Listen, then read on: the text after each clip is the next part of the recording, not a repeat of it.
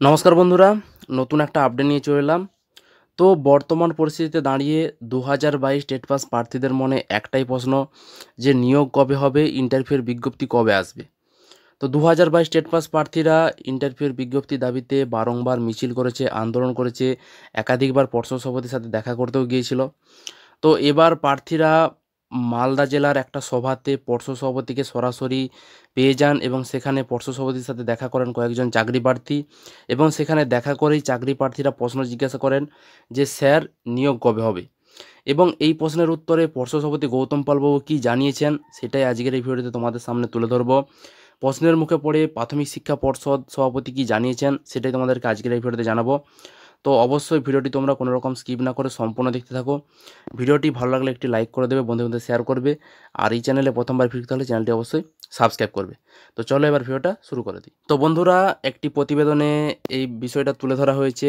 ২০২২ TET pass প্রার্থীরা প্রাথমিক শিক্ষা পর্ষদের সভাপতি গৌতম পালবাবুকে সামনে পেয়েই যে প্রশ্নটা করেন যে স্যার নিয়োগ কবে হবে, এবং সেই প্রশ্নের মুখে পড়ে পর্ষদ সভাপতি কী জানিয়েছেন সেটাই আজকের এই প্রতিবেদনে বলা হয়েছে। তো দেখতে থাকো কি বলা হচ্ছে। তো প্রাথমিক শিক্ষা পর্ষদের চেয়ারম্যান গৌতম পালকে সামনে পেয়ে ফের চাকরির দাবি করলেন টেট পাস চাকরি প্রার্থীরা। ওয়েব কুপার সম্মেলনের উপলক্ষে মালদায় এসেছেন গৌতম পাল, আর সেখানেই তাকে পেয়ে ২০২২ প্রাথমিক টেট পাস ডিএলএড ঐক্যমঞ্চের সদস্যদের প্রশ্ন, স্যার নিয়োগ কবে হবে। তো বন্ধুরা, গৌতম পালবাবু এসেছিলেন মালদা জেলায়, একটা ওয়েব কুপার সম্মেলন উপলক্ষে এসেছিলেন মালদা জেলায়। আর সেই মালদা জেলায় ২০২২ প্রাথমিক টেট পাস ডিএলএড ঐক্যমঞ্চের কয়েকজন সদস্য যান, এবং সেখানে সদস্যরা গৌতম পালবাবুকে ঘিরে ধরেন এবং সেখানে তারা প্রশ্ন করেন যে স্যার নিয়োগ কবে হবে। তারপর কি বলা হচ্ছে, রবিবার গৌতম পালবাবুকে ঘিরে অনেকে নানা প্রশ্ন করতে থাকেন। কেউ হাত জোড়ো করছেন, কেউ প্রণাম করছেন, কেউ কাকুতি মিনতি করতেও দেখা গেল। অকপট গৌতম পাল তখন চাকরি প্রার্থীদের সঙ্গে আলোচনা করছেন। তিনি নানাভাবে চাকরি প্রার্থীদের বোঝানোর চেষ্টা করছেন। তো দেখো, রবিবার সেই সম্মেলনে গৌতম পালবাবু গিয়েছিলেন মালদা জেলায়, আর সেখানে গৌতম পালবাবুকে পেয়ে ২০২২ স্টেট পাস ডিএলএড ঐক্যমঞ্চের যারা সদস্য তারা সেখানে গিয়ে পর্ষদ সভাপতিকে দেখা পেয়ে অনেকে পর্ষদ সভাপতির কাছে হাত জোড়ো করেন, অনেকে কাকুতি মিনতি করেন, অনেকে আবার কেউ প্রণাম করতে থাকেন। এরকম হতে দেখা যায় চাকরি প্রার্থীদের, এবং তাদের একটাই প্রশ্ন যে স্যার নিয়োগ কবে হবে। এবং সেখানে কি দেখা যায় যে গৌতম পালবাবু চাকরি প্রার্থীদের সঙ্গে অকপটভাবে আলোচনা করছেন, এবং তারা বিভিন্ন বিষয়ে আলোচনা করছেন। এবং সেখানে কি হয় যে স্যার ২০২২-এর নিয়োগের কি হবে, সেখানে চাকরি প্রার্থীদের প্রশ্ন একটাই যে স্যার ২০২২-এর নিয়োগের কি হবে। ২০২২-এর সঙ্গে ২০২৩-এর নতুন নিয়োগ একসঙ্গে হবে না আলাদা হবে। তো চাকরি প্রার্থীদের মনে এটাই প্রশ্ন যে ২০২২-এর নিয়োগ কবে হবে, এবং ২০২২ এবং ২০২৩ এই দুটো নিয়োগ কি একসাথে হবে। তো এবছরের মধ্যে কি নিয়োগ হতে পারে, এরকম প্রশ্নের মুখে পড়ে নিরলসভাবে উত্তর দিলেন তিনি, এবং প্রত্যেকের সঙ্গে কথা বললেন।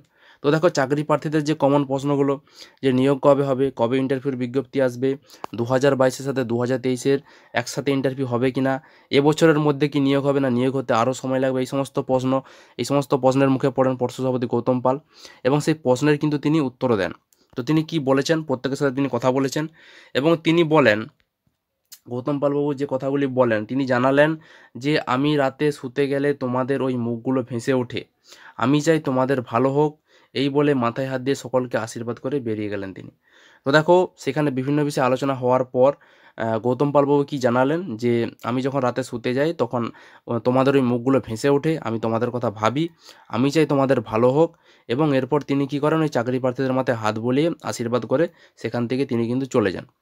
তো এখানে বিষয়টা হচ্ছে যে গৌতম পালবাবু তিনি কি জানিয়েছেন সেটা কিন্তু এখনও জানা গেল না, যে একই সাথে হবে কি না, ইন্টারভিউয়ের বিজ্ঞপ্তি কবে আসবে, কবে নিয়োগ হবে, এইসব সমস্ত বিষয়গুলো কিন্তু জানা গেল না। তিনি কেবলমাত্র জানিয়েছেন যে চাকরি প্রার্থীর কথা তিনি ভাবছেন, এবং তাদের যাতে ভালো হয়, তারা যাতে দ্রুত চাকরি পায় সেই মঙ্গল কামনা করছেন, এবং তাদেরকে আশীর্বাদ করে কিন্তু চলে গিয়েছেন। এবং যেটা জানা যাচ্ছে যে পর্ষদ সভাপতি গৌতম পালবাবু যেটা আগে জানিয়েছিলেন যে ২০২২-এর ইন্টারভিউয়ের বিজ্ঞপ্তি আসবে, যেটা হচ্ছে ভোটের পর আসবে বিজ্ঞপ্তি। বর্তমানে যে রিক্রুটমেন্ট প্রক্রিয়া এটা শেষ হওয়ার পরেই ইন্টারভিউয়ের বিজ্ঞপ্তি আসবে, এবং ২০২৩ সালের টেটকে এর সাথে মেশাবেন না, এটা কিন্তু তিনি জানিয়েছেন। তো এবার কি হয় ব্যাপারটা সেটা পরবর্তীকালে দেখা যাবে। তো আজকের ভিডিও ছিল এই পর্যন্তই। এই বিষয়ে তোমাদের কারো কোনো মতামত থাকলে অবশ্যই তোমরা ভিডিওর কমেন্ট বক্সে কমেন্ট করে জানাবে। ভিডিওটি ভালো লাগলে অবশ্যই লাইক করে বন্ধুদের শেয়ার করবে। তো আজকের মতো এই পর্যন্তই, ধন্যবাদ।